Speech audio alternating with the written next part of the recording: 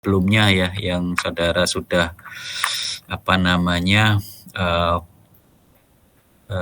ya ketahui begitu ya. Nah, kemudian nanti disinggung juga terkait generasi 1 sampai generasi 4 ya. Nah, kita pelajari di situ. Kemudian di bab 3 itu kita bahas terkait karakteristik ya. Karakteristik propagasi kanal nirkabel itu apa saja. Ada loss ataupun end loss ya. Line of sight dan non line of sight ya.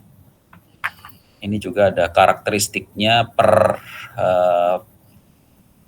bagian itu ya. Saya ajak Anda melihat karakteristiknya nanti seperti apa ya.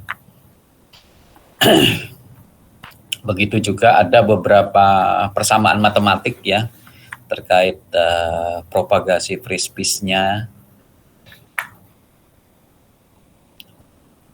Kemudian terkait juga pemodelan kanal ya. Pemodelan kanal ada beberapa di sini, nanti kita bahas yang umum ya terkait pemodel kanal seperti Hatta model ya. Hatta model, kemudian atau sebelumnya adalah Okumura ya. Okumura ini diperbaiki oleh Hatta ini ya. Penemunya ini ya, Hatta sama Okumura ini. Nah, setiap pemodelan itu nanti ada beberapa persamaan matematisnya ya. Jadi nanti kita bahas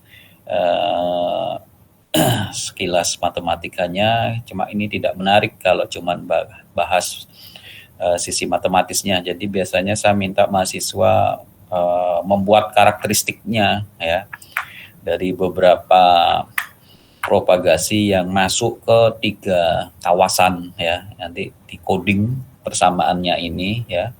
Akhirnya muncul beberapa kurva ya, karakteristik kurva. Nah, dari situ saudara bisa analisis ya. Bagaimana bentuk kurva daripada untuk kawasan urban ataupun suburban gitu ya. Ataupun yang kawasan terbuka ya.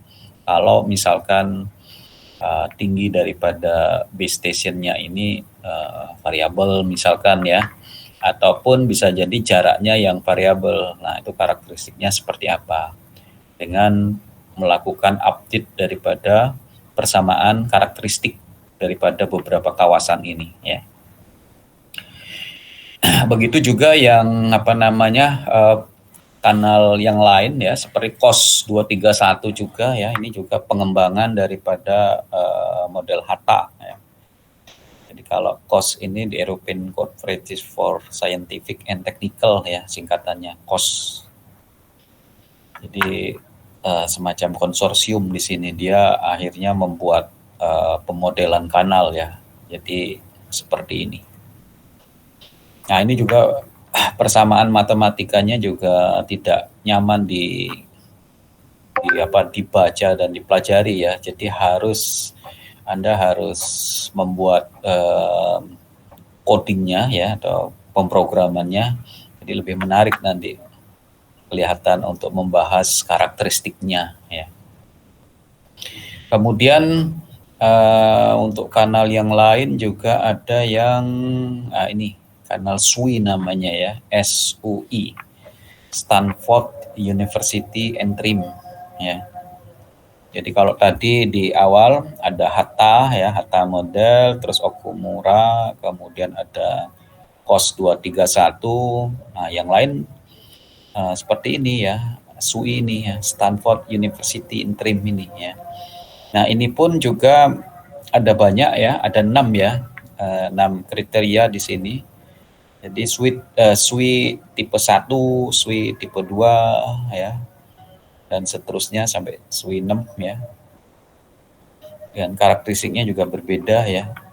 Jadi kalau kamu lihat seperti ini ya, SUI yang model 1 ya, itu antara informasi delay dan powernya ya, itu berbeda dengan SWI yang model 2 misalkan ya. Nah ini juga begitu ya, saudara diminta nanti akan membuat kurva karakteristiknya itu seperti apa ya, dengan membandingkan antara SWI 1 dengan SWI yang lain gitu ya. Nah, ini setiap karakteristiknya ini berbeda-beda ya, dia ada 6 ya, seperti yang saya bilang, 4, 5, 6 ya. Jadi dia tabnya itu ada yang 2 ya, isi semua, atau ada yang 3 ya, tergantung SWI yang masuk yang nomor berapa ya, dari 1 sampai 6 itu. Nah, kemudian ada lagi yang model ITU pet loss model ya. Jadi untuk yang indoor ataupun yang outdoor gitu ya, untuk pedestrian ya. Jadi lumayan banyak ya. Atau ada lagi yang pemodelan kanal yang namanya model Lee ya. Jadi kalau Lee ini biasanya dari Korea ya. Jadi, nah itu rumusnya seperti ini ya, pet loss-nya itu. Nah, apa itu R, apa itu H, P0, nah itu nanti kita bahas lebih detail saat membahas masing-masing pemodelan kanal ini ya. Model Lee. Kemudian juga nanti kita bahas terkait kanal wireless terkait fading ya. Jadi seperti apa ya fenomenanya itu. Jadi nanti fadingnya itu juga ada pembagian, ada pengelompokan ya. Ada yang namanya small scale fading ataupun large scale fading ya. Nah ini juga nanti akan lebih detailkan ya. Large scale fading itu atau kadang disebut dengan long term fading ya. Itu seperti apa ya. Jadi contohnya distribusi log normal ya kalau long term fading ya. Tapi kalau yang short ya atau small scale fading itu contohnya relic ya, relic fading. Nah ini kalau digambarkan dalam sebuah kurva gitu ya, antara power ya dBm dengan jarak ya. Jadi kalau yang small itu adalah yang merah itu ya. Jadi osilasinya itu sangat pendek antar gelombang satu dengan gelombang berikutnya ya. Tapi kalau large scale fading ya itu relatif lambat gitu ya antara gelombang satu dengan gelombang lain, sehingga dia terlihat seperti garis ya, tidak seperti halnya yang small ini ya. Nah ini contohnya juga ya. Ini yang large, ini yang garis ini. Yang small, yang anomalinya atau fluktuasinya seperti ini. Nah kemudian kita juga nanti akan bahas itu ada di bab 4 ya, secara bab 4 ini sama masih ya. Nah, kemudian lebih detail nanti kita masuk ke respon impuls kanal ya. Jadi nanti saudara bisa membuat delay profile ya, membuat delay profile daripada sebuah channel gitu ya. Seperti apa? Jadi itu bentuknya itu seperti ini ya. Deretan impuls ya, deretan impuls yang merepresentasikan amplitudo ya terhadap fungsi waktu ya. Jadi kalau digambarkan dia dalam bentuk ini, deretan impuls di sini ya. Jadi dia start dari tau 1 ya, kemudian tau 2 sampai tau akhir, misalkan di sini tau 4 gitu ya. Kemudian ini ya. sama aja. Jadi kadang disebut dengan power delay profile ya, respon kanalnya itu. Nah, dari situ nanti saudara harus bisa membuat dia dalam bentuk persamaan juga ya, bisa seperti ini ya. Jadi umumnya kalau saudara memodelkan sebuah model channel ya, itu bisa dibuat seperti ini ya. Jadi HT ini sama dengan C1 kali delta T min tau ya, plus C2 delta T min tau 2 dan seterusnya ya. Jadi delta ini sebenarnya merupakan pantulan sinyal. Kalau yang ini berarti ya sinyal ke-1 ya, untuk delay yang nomor 1. Ini nanti adalah pantulan sinyal yang kedua, ya, ketiga, dan seterusnya, sehingga disebut ke N gitu ya. Sedangkan C1, C2, C3, dan seterusnya itu merupakan amplitudo ya. Amplitudo, sedangkan taunya ini yang delay ya, delay time ya. Nah, kalau saudara buat dalam bentuk 2 dimensi ya, itu bisa kita tulis seperti ini ya. Jadi H T, tau ya, itu saudara bisa buat ini dalam bentuk sigma gitu ya. Jadi C amplitudonya dikalikan dengan fasenya ya, fase acak dan delay. Bisa dibuat dalam bentuk eksponensial seperti ini. Nah, kemudian juga nanti saudara bisa mencari begitu ya, mencari RMS delay spread, kemudian maksimum excess delay, threshold ya, seperti ini. Ini ada beberapa rumus yang saudara harus pakai nanti ya. Mana ini rumusnya nih?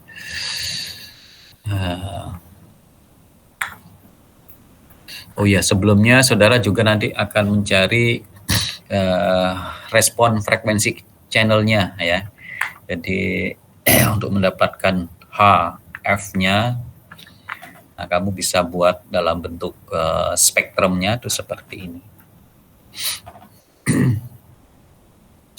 Kemudian bisa menghitung coherent bandwidth-nya ya, mempergunakan beberapa rumus, salah satunya ini.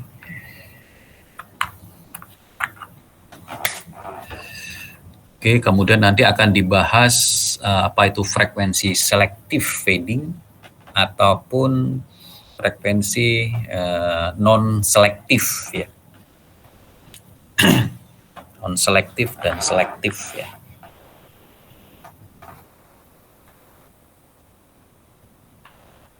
Oke, kemudian ada isi intersimbol interference ya.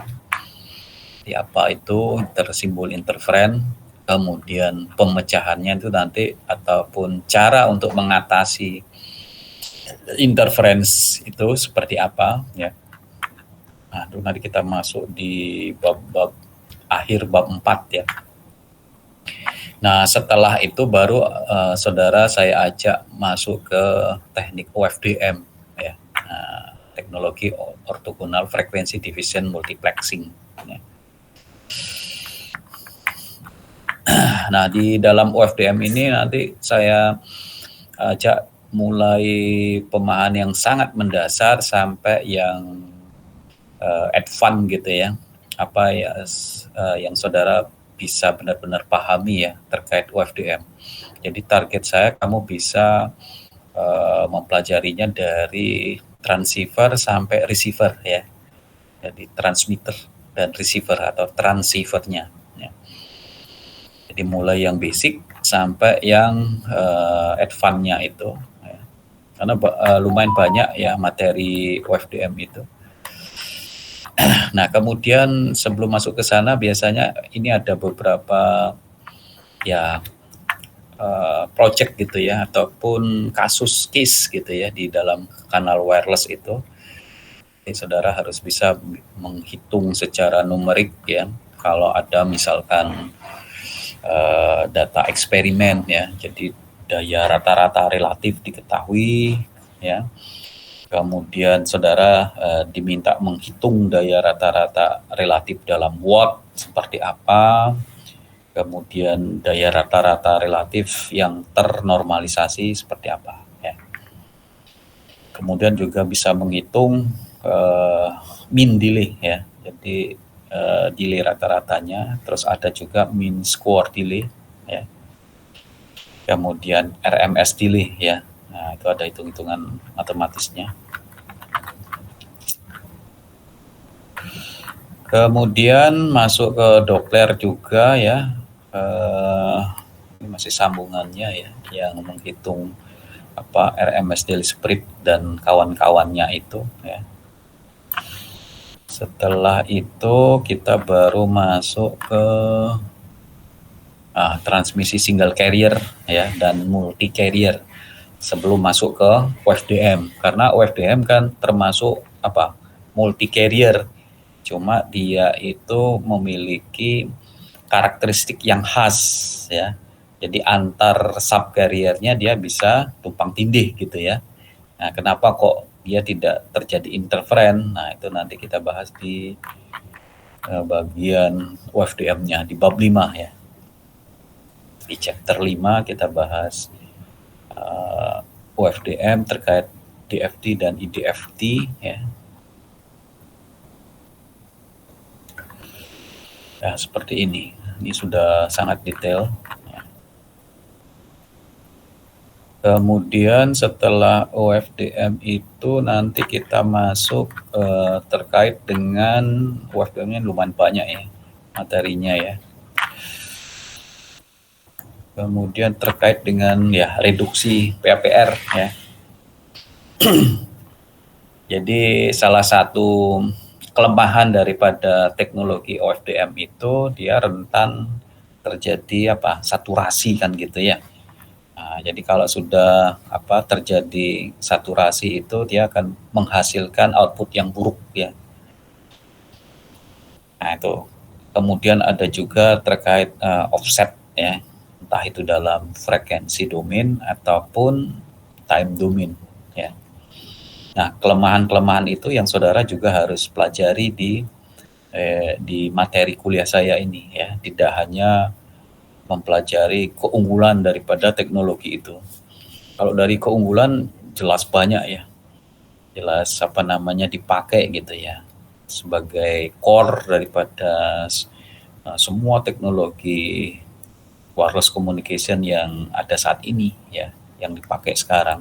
Tentunya dia dikombine sama sistem MIMO misalkan ya, sehingga muncul ada yang MIMO OFDM itu. Nah, cuma dari sisi perlu dipikirkan ya. Jadi seperti yang saya bilang tadi, jika ada offset itu ya, karena dia sangat sensitif ya OFDM itu, dia akan menjadi antar subcarriernya itu dia tidak akan ortogonal lagi, sehingga menyebabkan offset ini ya.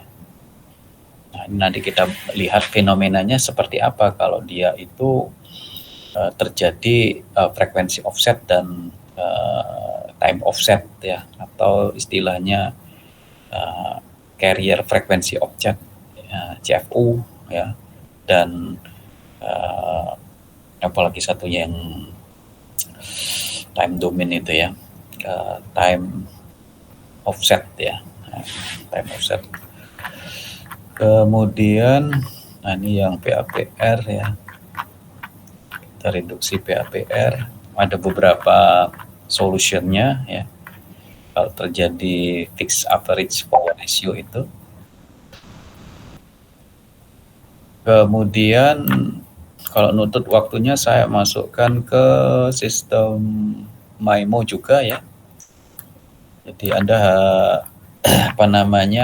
wajib tahu ya, seorang mahasiswa Telkom lagi ya, teknologi MIMO dan UFDM ini kalau dikawinkan begitu ya, atau dikombine, itu akan menghasilkan sesuatu yang efek luar biasa gitu ya. Jadi bitrate yang sangat tinggi tentunya ya. dengan size antena yang semakin besar tentunya akan membuat perubahan yang signifikan ya. Nah, cuma masalahnya kalau sudah kita ngomong sistem MIMO ya, ini kompleksitas sudah menjadi lebih rumit ya dibandingkan dengan yang SISU ya, single input, single output. Ya. Anda tahu kalau sistem MIMO arah informasi yang dikirimkan dari masing-masing antena ini ke masing-masing antena yang ada di receiver juga kan beragam ya. Jadi seperti ini contohnya ya. Antena 1 ngirimkan sinyal ya ke antena 2 gitu ya. Di satu sisi dia juga mengirimkan ke antena 2, ke antena 3 dan seterusnya ya. Begitu juga antena yang kedua di transmitter, dia akan mengirimkan informasinya ke antena 1 di receiver nomor 1. Terus dari antena 2 transmitter ke receiver 2, terus ke sini dan seterusnya ya. Bayangkan. Nah, tentunya di sisi receiver ya akan terjadi proses yang sangat kompleks gitu ya. Nah, itu biasanya yang bekerja itu adalah ada yang disebut dengan komponen di sini adalah MIMO detection ya. Jadi deteksi MIMO gitu ya. Nah, deteksi MIMO ini yang akan mengolah ya data-data yang dia terima ya di antena ini. Yang mana ya antena yang mana sebenarnya yang mengirimkan sinyal itu gitu loh. Jadi biar tidak keliru. Jadi si MIMO detection ini yang akan mengolah datanya sehingga si receiver akan mendapatkan nilai yang benar. Jadi dia kalau kirim apa di sini ya sinyal apa gitu, maka diterima di sisi receiver di end usernya itu juga harus sama dengan yang ada di sini. Nah, pada saat nanti kita membahas ini, saya akan berikan contoh detailnya. Jadi kompleksitasnya itu tentunya adalah di sini ya pertamanya di matriks channelnya ya. Dia sudah main matriks di sini ya. Biasanya kalau antena transmitter itu ukurannya 2 ya, yang di receiver ukurannya 4, maka nanti matriksnya menjadi 4 kali 2, kebalikannya dia ya. Jadi 4 baris, 2 kolom. Nah, nanti kita bahas lebih detail di bagian chapter 7 ini, di bagian deteksi equalizer dan apa namanya itu beberapa teknik deteksi yang umum dipakai ya. Kalau yang paling sederhana itu kan yang pakai apa itu? Zero forcing itu ya. ZF ya. Ada namanya ZF, zero forcing.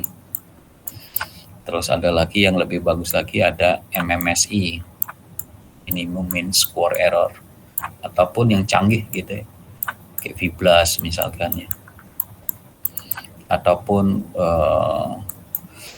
MLD, maximum likelihood detection ya. Cuma ini tidak disarankan kalau sudah mulai main hardware ya, karena komputasinya benar-benar memakan waktu ya, jadi tidak efektif ya. Sehingga kalau biasanya implementasi itu pakai ZF dan MMSI. Kalau sudah pakai V-BLAS ini sudah lumayan lambat ya. Jadi butuh metode baru ya, untuk mempercepat komputasinya. Bayangkan kalau ini size matriknya besar, nah itu tambah berat lagi ya. Nah, ini sebenarnya kalau kita ngomong apa namanya teknik MIMO ini apa namanya merupakan cikal bakal ini ya, generasi 4 gitu ya. Dan seterusnya ya, generasi 5 ataupun generasi 6 gitu ya. Karena dia mengkombinasikan antara apa namanya UFDM ini ya dengan teknologi multiple antena.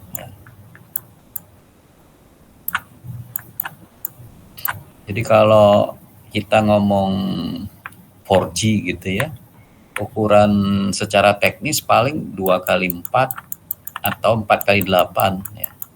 4 kali 8 ini sudah lumayan besar ini ya ukurannya ini. Nah, kalau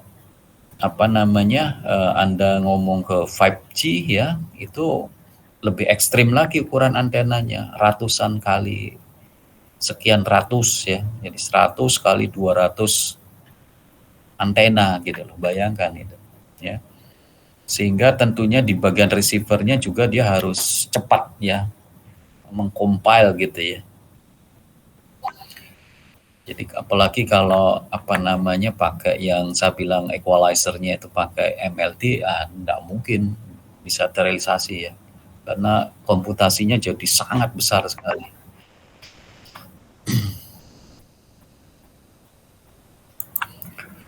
Oke, itu sedikit ya. Nanti begitu kita masuk di bab 7 nanti kita bahas lebih detail. Jangan khawatir ya.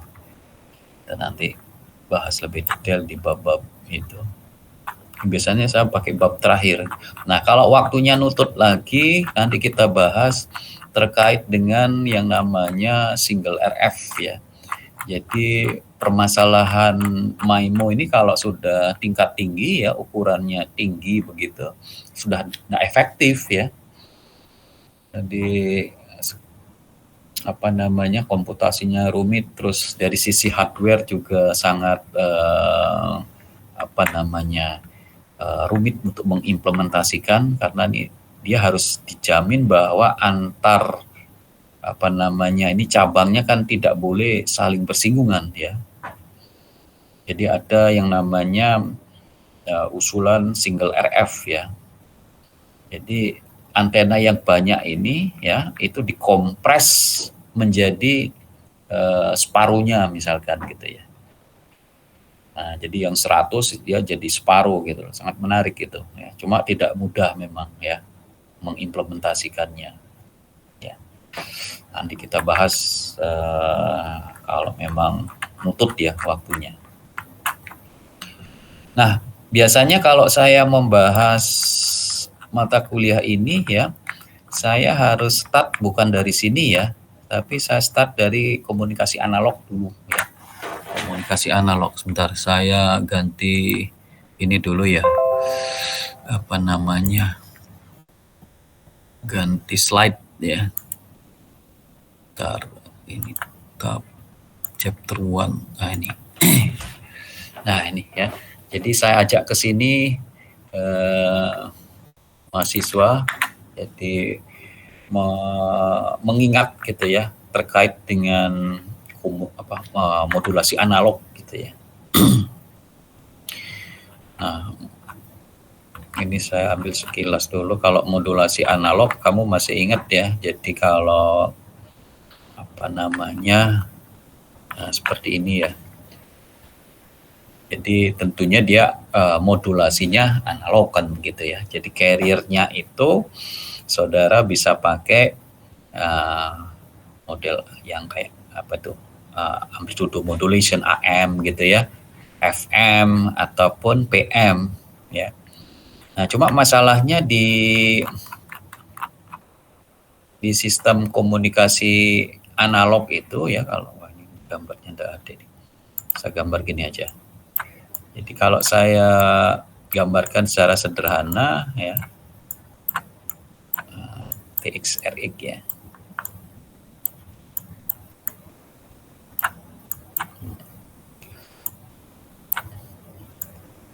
Ini adalah TX ya, ini RX ya, ini pemancar penerima. Katakanlah ini MT gitu ya, ini sinyal masukan gitu ya. Nah, saudara kalau melakukan atau ingin menginterpretasikan sebuah transmitter ya pada modulasi analog ya, jadi kan dibuat sederhana aja, bisa dibuat seperti ini ya, perkalian dengan sinyal carrier ya. Sinyal carriernya misalkan dengan frekuensi tertentu kan gitu ya. Nah, biasanya juga fase ya, fase. Jadi sinyal input dikalikan dengan sinyal carrier, makanya jadilah dia sinyal termodulasi gitu ya, dan siap dikirim kan tentunya. Nah, si receiver akan menerima sinyal yang dia dapat, ya. Kemudian ini sama dikalikan dengan sinyal carrier-nya, ya, ini carrier.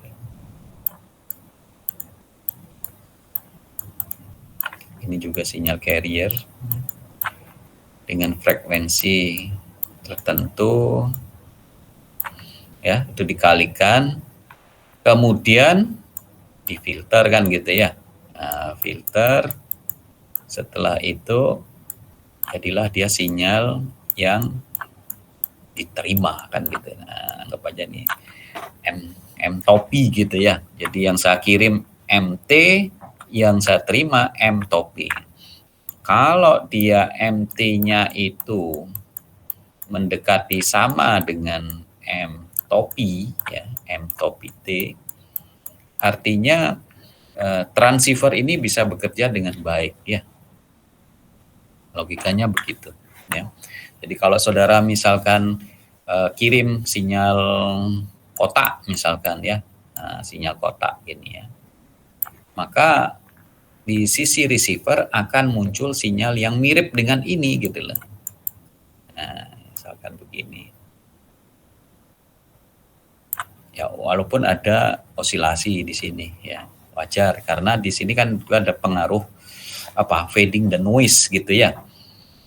Nah, jadi kalau dia bentuknya seperti ini dianggap ini sudah sesuai gitu dan sudah benar, ya, transceivernya bekerja dengan benar gitu. Nah, di dalam modulasi analog itu yang saudara sudah pelajari itu, saya yakin kamu sudah mempelajari sangat detail, ya, bagaimana proses daripada modulasinya, terus demodulasinya juga. Nah, cuma saya di sini yang saya soroti adalah bagaimana kalau carrier-nya itu tidak sama persis gitu ya. Jadi carrier-nya di transmitter, ya, itu tidak sama dengan carrier-nya yang ada di receiver gitu loh. Jadi ada pergeseran sekian hertz gitu ya kalau frekuensi, kemudian sekian derajat kalau saudara mengobservasi di fase gitu ya. Nah, itu akan mengakibatkan satu fenomena yang transceiver ini tidak bisa bekerja dengan benar gitu loh. Jadi seperti ini ngirim sinyal kotak, munculnya bukan kotak lagi, enggak karu-karuan munculnya, enggak tahu apa ini. Pokoknya aneh gitu loh sinyalnya. Ya. Nah, kondisi seperti ini yang yang aneh-aneh ini akibat carrier yang tidak sama kita sebut dengan unsinkron, ya. Jadi tidak sinkron. Berbeda dengan yang di tahap awal, ya, yang saya contohkan tadi, sinyal carrier-nya sama, tidak ada pergeseran, ya, sinyal kotak dikirim, nanti diterima juga sinyal kotak gitu loh. Nah, itu adalah kondisi sinkron. Tapi kalau yang kebalikannya, ya, ngirim sinyal kotak, hasilnya aneh-aneh gitu ya, karena ada pergeseran di sini, frekuensi dan fasenya ini, maka dikatakan dia menjadi kategori tidak sinkron. Ya, jadi seperti itu. Nah, ini memang persoalan ini adalah sistem yang dikategorikan kita bermain di domain analog gitu ya. Beda dengan yang OFDM tadi, yang digital, ya. Jadi kalau digital itu kita bisa lebih memudahkan bekerja. Nah, cuma saya mau tanya dulu ke mahasiswa ya, kira-kira apa perbedaan kalau di domain analog dengan di domain digital ya? Jadi saudara ini kan sudah pernah kuliah begitu ya. Nah, saya mau tanya sekarang sama Anda ini, kira-kira perbedaannya itu bagaimana ya? Kalau misalkan di mode apa namanya di kasus analog dengan digital, itu kalau menurut Anda perbedaannya di mana itu? Dari sisi ini apa namanya teknologi ataupun dari sisi troubleshooting misalkan, ada yang bisa ini enggak ngasih komentar gitu ya? Mahasiswa silakan menanggapi. Loh, panggilan Anda akan berakhir. Mas Fauzi, ini yang bukan ini ya, bukan full ya? Oh iya iya, nggak apa-apa wis. Nah. Oke, mahasiswa ada yang mau komentar silakan. Nah. Izin Pak, perkenalkan Alex ya. saya Alex dari RPL LJ Ya. D4 Teknikal Oke, Mas. Telekomunikasi. Silakan.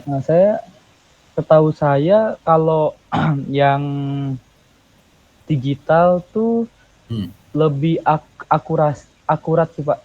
Setahu saya kalau yang digital. Kalau analog dia masih karena masih yang teknologi lama, dia masih kurang akurat dan kurang secure sih Pak. Kalau yang digital lebih secure, cuman lebih rumit untuk pengolahan datanya Pak. Itu mungkin Pak kalau dari saya Pak. Izin Pak. Oke. Nggak apa-apa. Mas Noval, kalau sempat tolong ini ya, di screenshot juga ya untuk peserta kuliah kita hari ini ya, biar nggak lupa untuk presensi. Oke, baik itu jawaban Alex ya. Oke, bisa jadi ya, benar. Cuma saya pingin ini juga ya, misalkan ini ya, ini kan tadi saya jelaskan sistem analog ya di transmitter dan receivernya pakai apa namanya modulasi AM ataupun FM ya. Nah, ini kalau terjadi apa namanya ketidaksinkronan ini, katakanlah frekuensi carrier-nya meleset gitu ya. Di sini harusnya itu 1 kHz, tapi di sini 0,9 misalkan ya. Berarti kan ada frekuensinya nggak sama gitu loh. Nah, kira-kira untuk mengatasi peralatan ini seperti apa gitu loh, menurut Anda? Apakah bisa dengan ini apa namanya tambahi algoritma gitu misalkan gitu ya, pada seperti halnya pada sistem digital gitu misalkan, mungkin enggak gitu loh.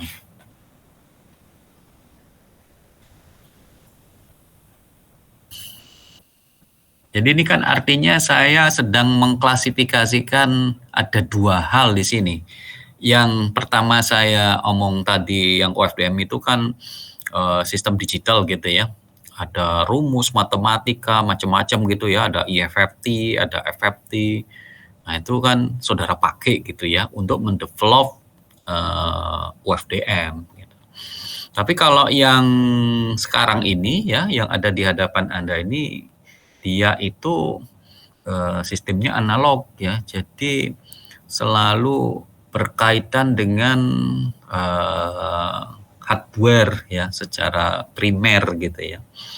Jadi seperti ini katakanlah dia ternyata frekuensinya itu tidak sama gitu loh, atau fasenya misalkan ya. Ini kan rangkaian apa namanya carrier ini kan berupa hardware sih sebenarnya ya kalau kita apa namanya cek gitu ya di peralatannya, ini hardware ini ya rangkaiannya. Nah artinya kalau memang apa namanya ini kita ingin memperbaikinya ya tentunya tidak ada jalan lain ya kecuali harus bongkar gitu loh, cari kesalahannya RLC-nya itu ternyata salah gitu ya di dalam apa desainnya ini gitu. Ya udah kita perbaiki secara hardware gitu, tidak ada jalan lain.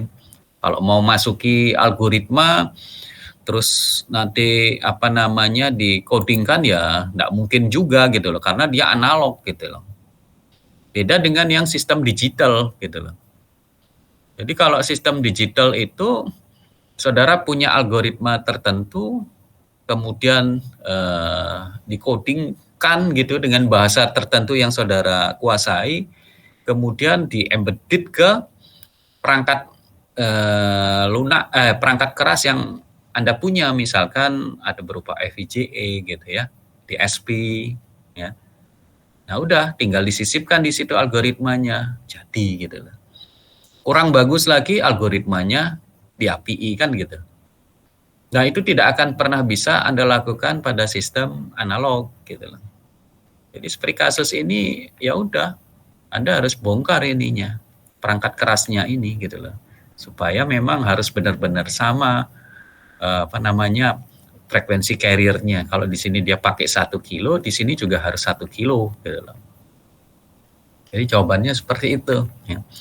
Memang umum ya, tidak hanya teknologi telekomunikasi ya, tapi saya memang mencontohkan untuk yang alat telekomunikasi ya. Jadi seperti misalkan yang OFDM tadi itu kan, saudara misalkan karena di OFDM juga rentan terjadi ini kan tadi saya bilang itu offset gitu ya, atau saturasi misalkan, sehingga subcarrier yang membentuk ya teknologi OFDM itu menjadi dia tidak ortogonal lagi, sehingga perlu dilakukan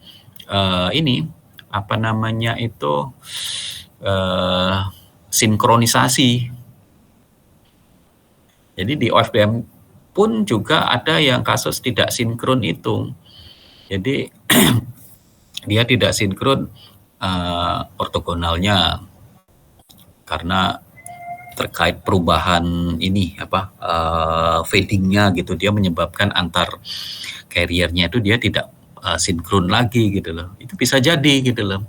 Nah sekarang bagaimana cara mengatasinya? Cara mengatasinya adalah dengan memasukkan sebuah algoritma, ada namanya algoritma sinkronisasi. Nah itu yang bisa saudara insert di situ gitu loh. Jadi kalau misalkan satu saat saya pinginnya itu di DSP board yang saya punya itu, misalkan saya mau membuat sebuah rangkaian receiver FM misalkan gitu ya. Ya udah tinggal kamu buat ininya itu, algoritmanya dikodingkan, di-embed ke DSP board-nya itu, ya udah colokin antena penerima gitu, di set frekuensi 100 misalkan, nah ternyata bisa menerima radio FM misalkan. Terus bosen lagi misalkan, saya pinginnya ganti itu ya, FM-nya itu, yang receiver ganti jadi transmitter misalkan, dihapus programnya tadi itu, buat program untuk rangkaian transmitter misalkan. Nah jadi gitu loh. Jadi kan bisa gonta-ganti sekehendak hati itu ya, dengan hanya memiliki modul yang saudara punya yang sudah dikemas dalam bentuk board gitu ya, seperti USRP misalkan gitu ya, ataupun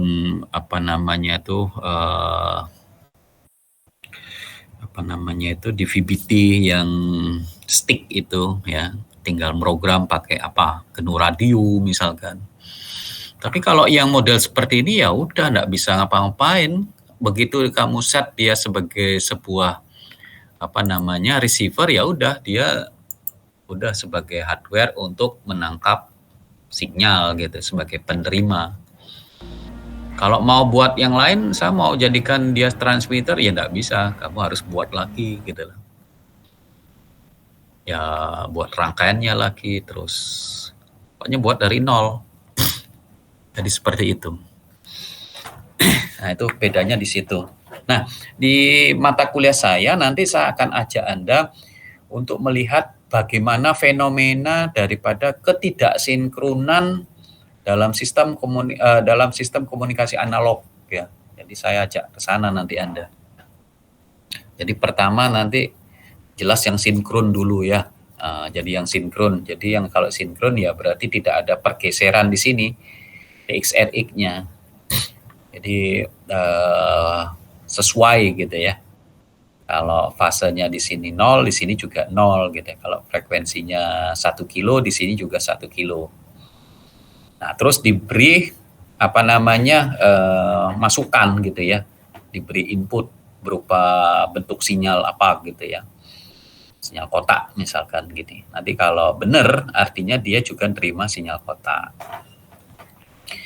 Nah, kalau itu sudah beres, coba membuat kondisi yang tidak sinkron.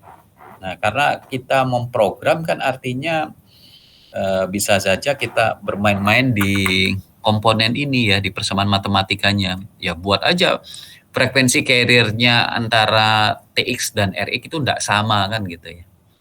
Nah, saudara buat di sini beda gitu. Terus di running ya software Anda atau aplikator Anda itu dengan cara memasukkan input juga sama seperti tadi, sinyal kotak masukkan. Nah, karena dia tidak sinkron, otomatis nanti akan menjadi sinyal yang dia terima tidak sama persis begini ya, pasti aneh gitu lah. Nah, itu artinya menunjukkan kondisinya tidak sinkron. Jadi walaupun kita tidak secara langsung ya, untuk praktek nanti dengan hardware ya. Jadi dengan program pun saudara bisa membuat fenomena yang sama ya pada saat kondisinya itu di implementasinya itu ya, cuma ngoding nanti Anda. Nah, itu nanti kita bahas di praktikum ya. Saya minta saudara kan sudah jago-jago semua program ya. Saya harap tidak ada masalah di pemrograman ya. Dan saya nanti akan beri source code-nya, silakan diobrak-abrik nanti ya. Yang jelas tujuan saya Anda bisa memahami fenomena sinkron dan tidak sinkron ini. Gitu. Mahasiswa ada komentar dulu silakan ya, kalau ada yang tanya.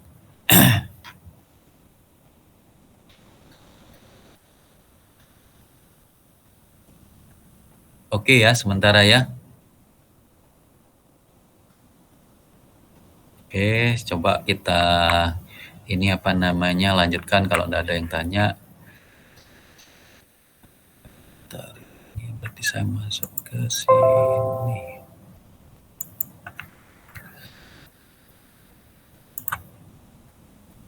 Oh ini ya. Saya hapus dulu ini berarti.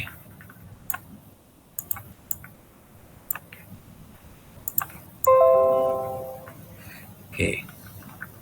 Nah, itu materinya ya. Nah, kemudian saya minta ini perhatiannya juga terkait dengan evaluasi ya. Jadi kalau evaluasi biasanya itu umum ya saya. Jadi evaluasi ada UTS gitu ya. Oh, ini biasa ini. Kemudian standar gitu ya, ada UAS, kemudian ada tugas ya. Jadi UAS ini saya biasanya tetap beri porsi yang lebih tinggi ya nilainya. 40%. UTS 30, ini juga 30 ya. Nah, saya harap semua mahasiswa bisa ngikuti semua ya ketiga item ini untuk mendapatkan nilai yang maksimal tentunya ya. Jadi kalau kamu cuma ikut UTS saja sama tugas ya belum dapat nilai bagus ya, cuma dapat maksimum 60. 60 kan masih berapa itu C gitu ya. Ataupun cuma ikut UAS dan tugas gitu misalkan. Ya, jadi kurang maksimum. Anda harus ikut semua gitu ya. Nah, kemudian saya minta ini juga komting ya, PJ ya. PJ ini nanti Mas Noval ya. Jadi saya minta tolong untuk dibuatkan almari virtual gitu ya. Jadi pakai Google Drive gitu, jangan di password ya. Silakan dibuat ini Google Drive-nya itu ada materi dan tugas gitu ya, 2 folder itu. Nanti saya modif kalau saya menganggap itu akan harus di extend gitu ya. Jadi saya masukkan materinya nanti di situ. Kemudian tugas-tugas juga saya minta mahasiswa masukkan secara mandiri di situ ya, sesuai dengan